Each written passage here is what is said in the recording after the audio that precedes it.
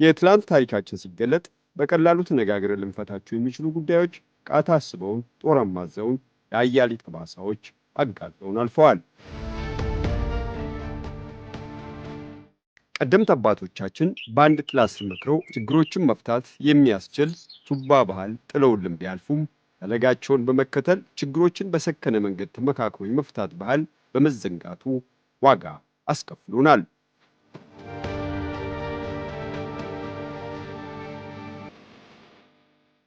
ሀገራዊ ለውጡን ተከትሎ በመደበር እሳቤ ቅኝት መንግስት የከረሙ ሀገራዊ ችግሮችን በምክክርና በውይይት መፍታት ቀዳሚ ስራ ሊሆን ይገባል ብሎ በመነሳቱ የኢትዮጵያ ሀገራዊ ምክክር ኮሚሽን ሊቋቋም ችሏል።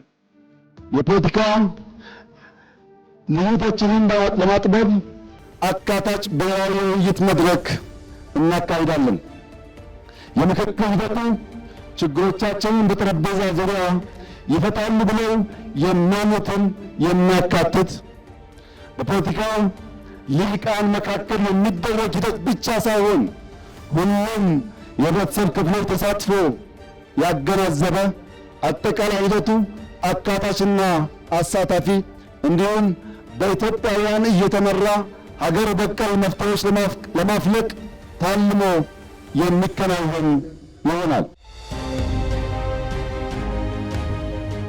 ሀገራዊ ችግሮችን በምክክር በመፍታትና እኔ ከሚለው እኛ ወደሚለው አስተሳሰብ በማምጣት ኢትዮጵያውያን የራሳቸውን ችግሮች በራሳቸው ባህልና እሴት ይፈቱ ዘንድ ዋነኛ ዓላማው አድርጎ የተነሳው የኢትዮጵያ ሀገራዊ ምክክር ኮሚሽንም ከተቋቋመበት ጊዜ አንስቶ ሀገር በቀል እውቀቶችንና ዓለም አቀፍ ተሞክሮችን በማቀናጀት ሲሰራ ቆይቷል።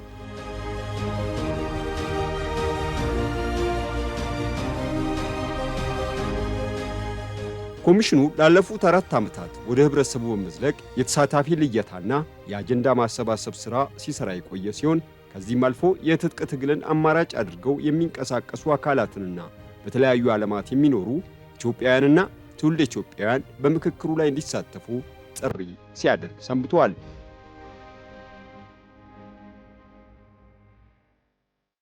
ለግጭትና ለቁርሾ መንስኤ ናቸው የተባሉ ጉዳዮችን በመለየት ሲያሰባስብ የቆየው የኢትዮጵያ ሀገራዊ ምክክር ኮሚሽን አጀንዳዎችን በ8 ዋና ዋና ክፍሎች በማደራጀት ከ4000 በላይ ተመካካሪዎች እንዲመክሩበት እድሉን አመቻችቶ ወደ ስራ ገብቷል።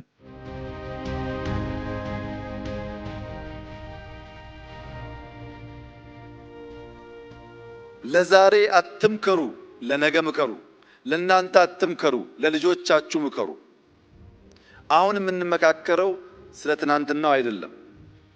የትናንትናን ችግር ፈተን ለነገ መልካም መሰረት ለማኖር ነውና እያንዳንዱ ተወያይ፣ እያንዳንዱ ተወካይ ልጆቹን እያሰበ ለመመካከር የወሰነ መሆን አለበት።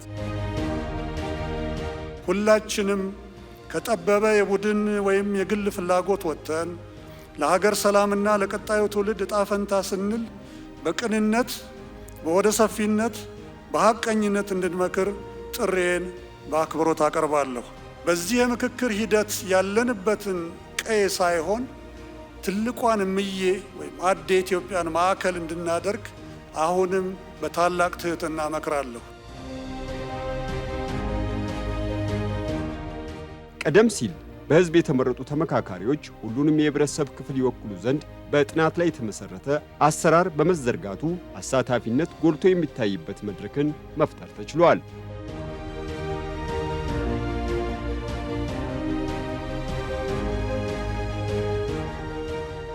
እንግዲህ በኢትዮጵያ ታሪክ ውስጥ የመጀመሪያ ታሪክ እያየን ነው።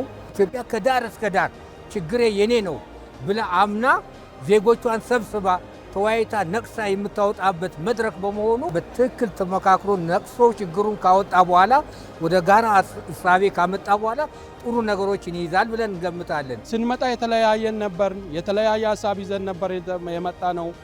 በተለያየ ነገር ነበር የምንተያየው። አሁን ግን እንደ አንድ ቤት እንደ አንድ ቤተሰብ ነው የሆን ነው። ይሄ ምንድነው ማሳየው? ስንቀራረብ ስንመካከር ኢትዮጵያውያን አንድ መሆናችንን ያሳያል። ሰላማዊ ታጋዮች እኛ በሰላማዊ መንገድ ነው እንግዲህ ችግሮቻችን መፍታት ብለን ምናምነው። ከዛ አንጻርም ነው የምናየው አጠቃላይ በኢትዮጵያ ውስጥ ያሉ ችግሮች በሰላማዊ መንገድ በመመካከር በመቀራረብ በድርድር መፈታት አለባቸው ነው የምናምነው። ስለዚህ በሰፊው ስናየው እንግዲህ ይህንን ከተጀመረበት ቀን ጀምሮ ብዙ ማናቃቸው ኢትዮጵያኖች ተራርቀን የነበረ ተቀራርበን እዚህ እየተወያየን ያለ ነው። እስካሁን ሂደቱ በጣም መልካምና እጅግ አመርቂ የሚባል ነው። መጀመሪያ አካባቢ ትንሽ የመደነጋገር ሁኔታዎች ነበሩ፣ ግን እየጠራ መጡ እዚህ ደረጃ ደርሰናል። በጣም ቆንጆ ሁኔታ ነው ያለው ማለት ይቻላል።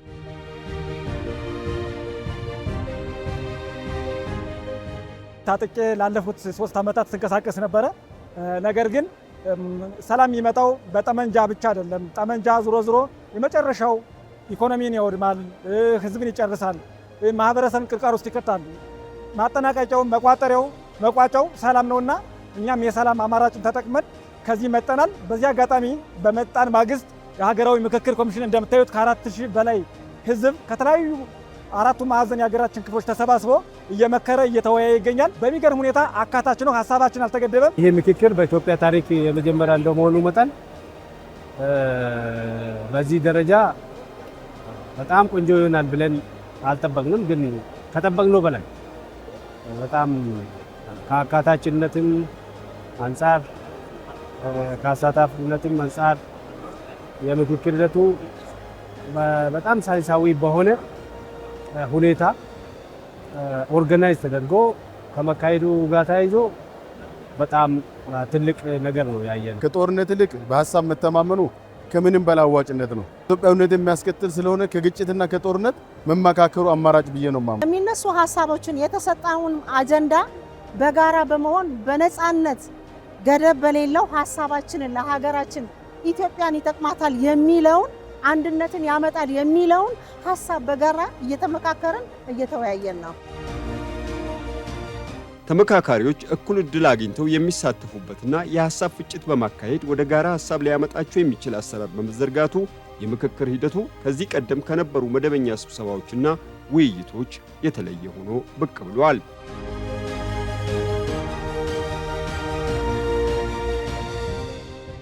አራት ሺህ ዜጎች በአንድ ቦታ ቁጭ ብለው ስለ ራሳቸው አገር ፖለቲካዊ፣ ማህበራዊ፣ ኢኮኖሚያዊ፣ ሃይማኖታዊ ችግሮቹን ለመፍታት ጊዜ ወስደው የማመካከር እድል የተገኘው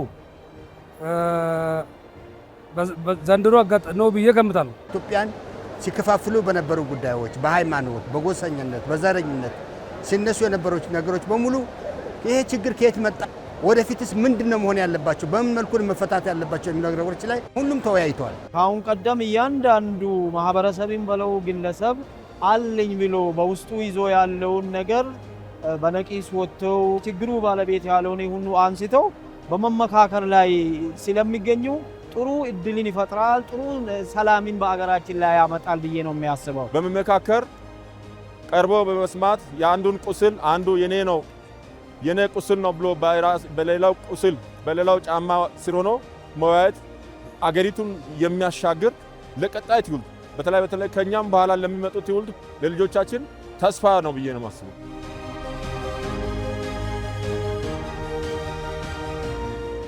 ተመካካሪዎች በመጀመሪያ በ10 ጥቃቅን ቡድን፣ በመቀጠል በ50 ንዑስ ቡድን፣ ቀጥሎ ደግሞ በ250 ስልታዊ ቡድኖችና በ500 የሥራ ቡድን የሚመክሩበት አሰራር ተዘርግቷል።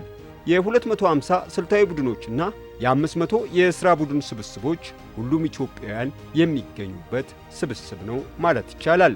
አንድ ሰው በአንድ አጀንዳ ላይ ብቻ አትኩሮ እንዲመክርና ሐሳቦች በሂደት እየበሰሉና እየጠሩ እንዲሄዱ የሚያስችል አሰራር ቢዘረጋም የ250 ስልታዊ ቡድኖችና የ500 የሥራ ቡድኖች መኖራቸው በስምንቱም አጀንዳዎች ላይ ከሁሉም የሀገሪቱ አካባቢዎች የመጡ ተመካካሪዎች የጋራ ውክልና ኖሯቸው እንዲመክሩ እድል ፈጥሯል።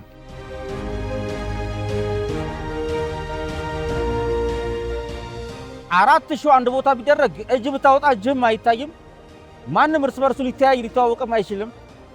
10 ሆነን አጀንዳችንን እየተደማመጥን እንደ ጓደኛ እየተነጋገርን አጠናቀርን ከስር ጀምሮ መሰረት እየያዘ ሐሳቦቻችንን እየተደራጀ እየተጠናቀረ ነውና ይሄ ማለት የአንድም ሰው ሐሳብ እንዳይቀር የሆነበት ሁኔታ ነው ያለው። ሁሉም ሰው እድል እንዲያገኝ የተዋቀረ አደረጃጀት አለ። 10 አባላት ያለው ቡድን ሁሉም በተደጋጋሚ የመናገር እድል የሚያገኝበት ከዛ 50 ሁሉም ሀሳብ የመስጠት እድል የሚያገኝበት በቂ ጊዜ ተሰጥቶ ለዚህ የሚያበቃ ስልጠና ደግሞ የተሰጠ ተመካካሪውን ያበቃ ነበረ። ትልቁ ይሄኛው ምክክር አንድ የፈጠረው እድል አዲስ ተለምዶ በተለያየ ሂሳቤ ላይ በጋራ ቁጭ ብለን መመካከር የማንግባባቸው ጉዳዮችን ሙሉ በሙሉ ቁጭ ብለን እንወያይበት ልዩነትን ተማምነን በአንድነት የተሻለ ነገር ማምጣት እንደምንችል እድል የፈጠረ ምክክር ነው የሚለው ድምዳሜ ወስጃለሁ። አካታችነት የሚለካው በሐሳብ ስለሆነ የሐሳብ አካታችነትን በደንብ ኢንተርቴይን የተደረገበት ነው ማለት ይቻላል። አሳታፊነትንም ካየው ከሜቶዶሎጂው ተነስተ 10 ላይ እያንዳንዱ ሰው መናገሩ መሳተፉ በተረጋገጠ መልኩ ተሳትፏል አልተሳተፈውም የሚለውን ካረጋገጥን በኋላ ነው ወደ 50 የመጣ ነው። 50ም ላይ ከመጣን በኋላ ሁሉም ሰው የየራሱን ሐሳብ በደንብ የሚገልጽበት ስርዓት ተፈጥሯል ብዬ ነው ማስበው። 807 ኪሎ ሜትር አቋርጬ ላይ የመጣሁበት ምክንያት አገሬ እንዲረጋጋና ህዝቤ እንዲስማማ ብቻ ነው። በጣም ደስ ያለኝ ነገር ወደ መግባባት የመጣንበት የተረዳዳንበት ሐሳብ ለሐሳብ የተለዋወጥንበት እርስ በርሳችን የተዋወቅንበት ያንዱ ችግር ሌላው ጋር እንዳለ ሌላው ችግር ደግሞ እዚህ ጋር እንዳለ ያየንበት ነው። የቆጨኝ ግን ከምንም በላይ የቆጨኝ ግን ይሄ ነገር ይሄ ምክክር ኮሚሽን ቢደረግ ብዬ የሚለው ነገር ቆጨኛል። መቼ ከዛሬ 5 ዓመት 6 ዓመት 7 ዓመት በፊት ቀደም ብሎ ያደረገን ቢሆን ኖሮ ኢትዮጵያ ውስጥ ዛሬ ብቅ ብቅ እያሉ ያሉ ችግሮች በጠፉ ነበር። የ4000 ሰው የሰላም የአብሮነት የጠመንጃ ሳይሆን የመሸናነፍ ሳይሆን ሐሳብና ሐሳብ አይሸናነፉም። ሐሳብና ሐሳብ ተዳቅለው የተሻለ ሐሳብ ነው የሚያመጡ። አንዳንድ ጊዜ እንሳሳታለን። በጠመንጃም እንሸናነፋለንና በሐሳብ እንሸናነፍ ይላል ሰው። በሐሳብ አትሸናነፍም። you come together because ሐሳቦቹ እኔ የፈለገ ስህተት ባወራ ከኔ ስህተት 10% ጥሩ ልትወስድ ትችላለህ። ስለዚህ መሸነፍ አይደለም ቢውልድ ነው የሚያደርገው እና እንደዚህ አይነት ቢልድ አፕ ነው እያየሁ ያለውና አይ ሆፕ መጨረሻውም የበለጠ እያማረ ይሄድ ይሆናል። ምክክሩ አንድ ተብሎ መምከር የጀመረው 10 ተመካካሪዎችን በስሩ ባቀፈው ጥቃቅን ቡድን ተብሎ በሚጠራው የቡድን ውይይት ነው። የውይይት ቡድኑ የራሱ የሆነ ቃለ ጉባኤ ያዥና የቡድን መሪ የሚመራ ሲሆን እያንዳንዱ በቡድን ውስጥ የሚነሳ ሐሳብ ይሰነዳል። አንድ ሰው ብቻ ዶሚኔት ማድረግ የለበትም። የሆነ ግሩፕ ዶሚኔት ማድረግ የለበትም። ሁሉም ተሳታፊ በሚችለው ቋንቋ ሐሳቡን በደንብ የሚገልጽበት ስርዓት ተፈጥሯል ብዬ ነው ማስበው። ስለዚህ አካታችነትም አሳታፊነትም በምክክሩ በመርህ ደረጃ የተቀመጠውን በተግባር ያረጋገጥንበት ነው ማለት ይቻላል። ጥሩ ውይይት ነው የተካሄደው።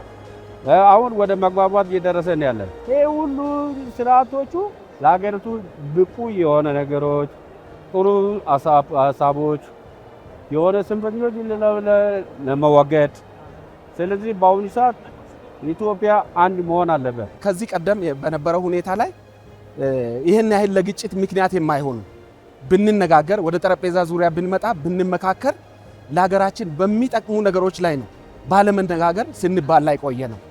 ነገር ግን እነዚህ ነገሮችን ወደ ጠረጴዛ ዙሪያ ደግሞ አምጥተህ በሚትልበት ጊዜ በቀላሉ መፍትሄ ልታበጅላቸው የሚገቡ ናቸው።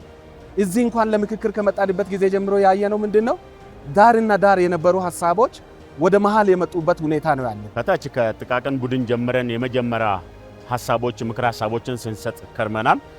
የቀረቡት 8ቱ አጀንዳዎች ላይ በደንብ በዲቴል ከተወያየን በኋላ እዛ ጋር በርካታ ሐሳቦች ተነስቶ ነበረ። ያለመግባባቶች ነበሩ፣ ብዙ አጨቃጫቂ ሐሳቦች ነበረ። ሁለተኛም ደግሞ ከሀገር ይልቅ የግል ሐሳብም ይዞ የሚያራምድም ሰው ነበረ። እዚህ ጉዳይ ውስጥ ላይ ግን ምንድነው በቀስ በቀስ በመነጋገር በመግባባት ሀገርን በማስቀደም አጀንዳዎች ላይ ዲቴል የፓናል አናሊስቶችም በሚሰጡት ምክር ሐሳቦች ላይ የነሱንም ሐሳቦች ያዳመጥነ ወደ ፋይናላይዝድ አሁን ወደ 50 ሄርነ 50 ላይ ደግሞ በዛው ልክ ደግሞ ከተለያየ 10 ቡድን ላይ ስንመክርበት የመጣ ነውን ወደ 50 ስንመጣም በዛው እንደዛው ደግሞ የተበታተኑ ሐሳቦችን ከመሰብሰብ አንፃር የሚያግባቡን ላይ ብዙ ሰዎች እውነት ለመናገር በቃ ዋይዝ ሆኖ ሐሳባቸውን እንደው ለካ እዚህ ምክክር ማለት ይሄ ነው እንደ እንችላለን እንደ መመካከር የሚል እስከ መደነቅ ማለት ነው። እዛ ድረስ ነው የደረስነው።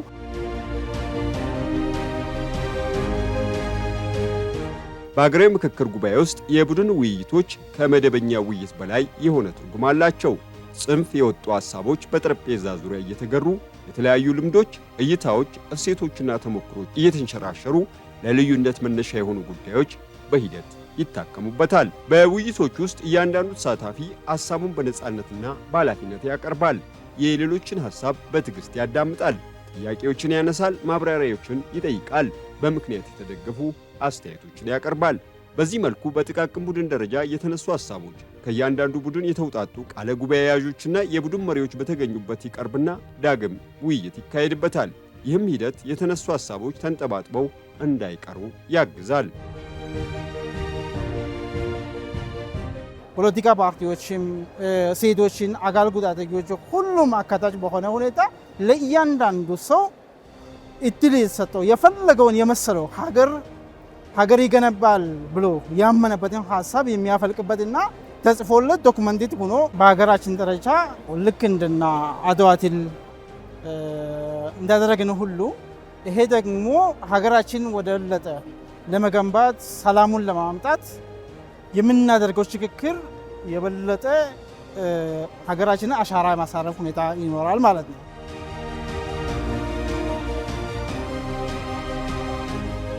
ተመካካሪዎች በጥቃቅን ቡድን ደረጃ የመከሩበትን ጉዳይ በአንድ ጊዜ አያጸድቁም። ይወያዩባቸዋል፣ ይመረምራሉ፣ ያሻሽላሉ፣ ያጠናክራሉ።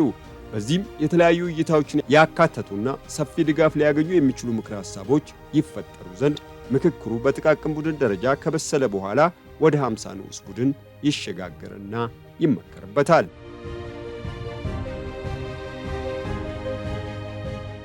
ስንመጣ እስከ 2 ቀን አልተግባባንም። ያው ሰው ገብታ ይኖራል። በኋላ እያደርን ስንሄድ በቃ ምን መሆን አለበት፣ እንዴት ሆነ ነው የምንማከረው ብለን እንደ አንድ አፍ ነው የምናወራ። እንደ አንድ አፍ ለምን በ10 ተቀመጥ ተመልሰን በ50 ስንቀመጥ ሲነገረን ሁላችንም ተማክረን ያደረግነው ነገር ነው የሚመስለው። ለዚህ ደስታ ይሰማኛል። ሁሉም የተለያየ ሀሳብ አለው፣ የተለያየ አመለካከት አለው። በ10ም የተመደብን ጊዜ ሁላችንም የየራሳችን ነው ይዘን የቀረብነው፣ የየራሳችን ሀሳብ ነው የሰጠነው። ከዛ ውስጥ ተጨምቆ ነው እየተላለፈ ያለው። ከመጀመሪያውም ጊዜ ጀምሮ ማንንም አይቃወምም። የሆነ ትንሽ ነገርም ካለ ሀሳብ በመስጠት በመረዳዳት በመግባባት እያሳለፍን እንገኛለን። ከመጀመሪያ ቀን ጀምሮ በንዑስ ቡድን ተከፋፍለን 10 ሰው ሆነን አንድ በአንድ ከየአካባቢ የሚነሱ ሀሳቦችን የሀሳብ ማመንጨት ነበር። የመጀመሪያው ቀን ሀሳብ አመንጭተናል በነፃነት። ሁሉም የሚመስለውን አንስቷል። የልዩነት ሀሳቦችም የነበሩትን ሰብሰብ እያደረግን አሁን ወደ 1 ለ50 ሄደን ከ1 ለ50 ሰብሰብ እያደረግን ደርሰን አሁን ያለውን ነገር ሁሉ ጨርሰን ቃል ጉባኤ ተፈራርመን ወጥተናል። በጣም ደስ የሚል ነው። አካሄዱም ራሱ ብራናና ብዕር ተሰጥቷቸዋል። ጠቅላይ ሚኒስትራችን እንዳሉት እንደ ሀገር ማንሳት ያለብኝ ነገር አንስቻለሁ። ያው አሻራ አሳርፌያለሁ ብዬ አስባለሁ። ለነገ ትውልድ እንኳን የሚተላለፍ አጀንዳዎች የተሰበሰበ ነው ያለው። ሁለተኛ ደግሞ ውይይቱ ምርጥ ደረጃ ላይ ነው የተካሄደ ያለው። ምክንያቱም የሁሉም ሀሳብ ሁሉም ሰው የራሱን ሀሳብ በአንድነት ነው እየሰጠ ያለው እንጂ ይሄ ተቁሞ ምናምን ነገር የለበትም። በቃ በራስ ፍቃደኝነት ሀሳብህን ትሰጣለህ። ሀሳብህን ተቀባይነት አግኝቶ ተጽፎ ሁሉም ሰው እንትን ያለ በራሱ ፍላጎት እየሰጠ ነው የሚገኘው። ሁለተኛ ደግሞ ለሀገረ መንግስት የተረጋገች ሀገር ለመገንባት ደግሞ ይሄ ጉባኤ ትልቅ አስተዋጽኦ ይኖራል ብለን ተስፋ እናደርጋለን። ከዚህ ምክክር የተሻለችን ኢትዮጵያ ሁሉም ይስማማበትን አንድ አይነት የኔ ናት ነው የሚል አንዱ ተወቃሽ አንዱ ወቃሽ የማይሆንበትን እኩል ኃላፊነት እኩል እኔነትን የሚያሳትፍ ኢትዮጵያን ለሁሉም ምቹ የሆነች ሀገርን ለመገንባት መልካም አጋጣሚ ነው የሚል እምነት አለኝ።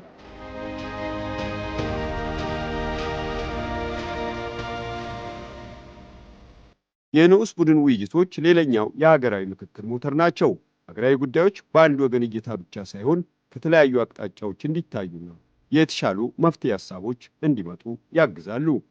ቀደም ብሎ በጥቃቅን ቡድን ውይይቶች ተመክሮባቸው የጋራችን አቋም ነው ተብለው የቀረቡ ሀሳቦች መልሰው በንዑስ ቡድን ውይይቶች ይተነተኑና ለቀጣዩ ለ250 ስልታዊ ቡድኖች ይዘጋጃሉ።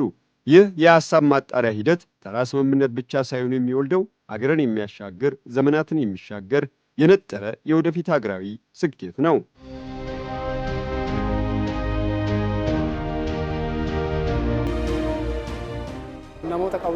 በምክክሩ ሂደት እስካሁን ባደረግነው የውይይት ሂደት አጀንዳዎቹ በተለያዩ ምዕራፎች የተከፈሉ ናቸው። በቡድናችን በኩል በነበረው ሂደት በ10 ሰዎች በመቀጠል በ50 ሰዎች ደረጃ ውይይት ስናደርግ የቆየን ሲሆን አሁን ደግሞ በ250 ሰዎች ሰፊ መድረክ ላይ እንገኛለን። ቀጥሎም ወደ 500 ሰዎች መድረክ እንሸጋገራለን። እስካሁን ሲቀርቡ በነበሩ ሀሳቦች ተሳታፊዎች በነጻነት ሀሳባቸውን እያቀረቡ ነው።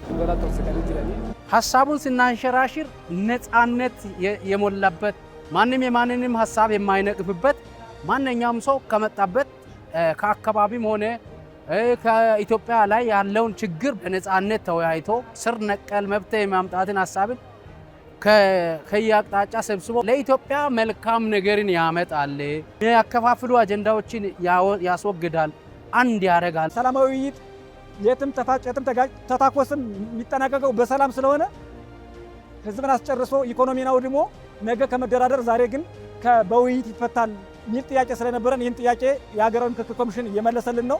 በተግባርም አግኝተነዋል። ጦርነት ምንም ትሩፋት የለውም። ይህን ስናገር ማይዋጥላቸው አካላት ይናሉ። ከመስራቾቹ አንዱ እኔ ነኝ። ሰላማዊ ትግል ላይ 4 ዓመት ቆይቻለሁ። በትጥቅ ትግል 3 ዓመት ቆይቻለሁ። 7 ዓመት አካባቢ ትግል ላይ ቆየውና ማሰሪያው ሰላም ስለሆነ ቆም ብላችሁ አስቡ። ይሄ ጥያቄ እናንተን ጥያቄ የሚመልስ ነው። እባካችሁ አንገዳደል። በዚህ ይብቃን።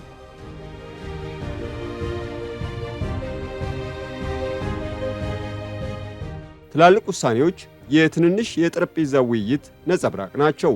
የተለያዩ ድምጾች በአንድ መድረክ ተደምጠው ወደ ጋራ መፍትሄ ሲደርሱ የሀገራዊ ምክክር እውነተኛ ዓላማ በተግባር ይገለጣል። ወደ የትኛውም የኢትዮጵያ አራቱ አቅጣጫ ብትሄድ በምክክር ነው። ሰፈር የኖረው ቤተሰብ የኖረው አካባቢው ቀዬ የኖረው በምክክር ነው፣ በውይይት ነው። በውይይትና በምክክር ምንም የማይፈታ ችግር የለም። አንድነት ምንም ተመን የሌለው ዋጋው ይሄ ነው ማትለው ከፍተኛ የሆነ ዋጋ ነው ለአንድነታችን። ይሄ ምክክር ደግሞ በጣም ቁልፍና ወሳኝ ጉዳይ ነው። ይሄ ምክክር ለሀገረ መንግስት ግንባታ ትልቅ አስተዋጽኦ ይኖራል። ምክንያቱም እንደሚታወቀው ኢትዮጵያ ከነበረችበት ታሪክ ወጥታ ዛሬ አዲሷን ታሪክ ምዕራፍ ላይ ትገኛለች እና ለነበረው ችግሮችም ሆነ መፍትሄ እዚህ ላይ ይገኛል ብለን እኛ ደግሞ ተስፋ እናደርጋለን። ከዚህ በፊት እንደ አይነት ትሬንድ ቢኖር ኖሮ ኢትዮጵያ ኢትዮጵያዊነቷ፣ አንድነቷን፣ ህብረቷ ያልተዛባ ያልተከፋፈለች ሀገር ትሆናለች። ቀጣይም እቺ ሀገር ከዚህ ምክክር አዲሱ ትውልድ የተሻለች ኢትዮጵያ የተገነባች ኢትዮጵያ አንድነቷ የተጠናከረ ህብረቷ የተጠናከረ የሰላም ተምሳሌት ትሆናለች ብዬ ተስፋ አደርጋለሁ። በተለያየ የታሪክ ሂደት ውስጥ አልፈን ነው እዚህ የደረስነው። ለቀጣይ ለሀገራዊ ግንባታው የተሻለ ተስማሚነት፣ ሁሉም ወሳኝ የሆነበት፣ ሁሉም ተሳታፊ የሆነበት፣ አንዱ አንዱን የማይወቅስበት፣ ሁሉም እኩል ኃላፊነት የሚወስድበት ሀገርን ለመገንባት መልካም አጋጣሚ ነው የሚል እምነት አለኝ። ህዝቡ ሰላም ሆኖ እንዲኖር፣ ልጆቻችን ሰላም ሆነው እንዲኖሩ፣ የሚቀጥለው ትውልድ ሰላም እንዲሆን ለማድረግ በየክልሉ ያለውን ችግር፣ የመከፋፈል፣ የመገዳደል ሁኔታ ሁሉም በሰነድ የተመዘገበውን ሰነድ አምጥተን ያንን አንድ አድርጎ ለመፍታት እያቀረብን ነው። አንዱ የአንዱን ችግር እንጂ የኔ ብሉ የሚባል ነገር የለም። አሁን ሁሉም ቤት ተስማምቶ ከፍቅር ላይ እንደሚደርስ ከመስታረቅ ወይም ደግሞ ከመግባባት ላይ እንደሚደርስ ፍላጎታችን ነው። በሃይማኖት በነፃነትም በሁሉም ነገር አንድ የሆነች ልጆቻችን የሚቀጥሉ ትውልዶች አንድ ሆነው አገሪቱን በአንድነት እንዲመሯት ቀድሞ እንደነበሩት አባቶቻችን እንዳስረከቡን እኛም ለልጆቻችን አስረክበን እነሱ ደግሞ ጥሩ የሆነች ኢትዮጵያ እንዲገነቡ ነው የምንፈልገው።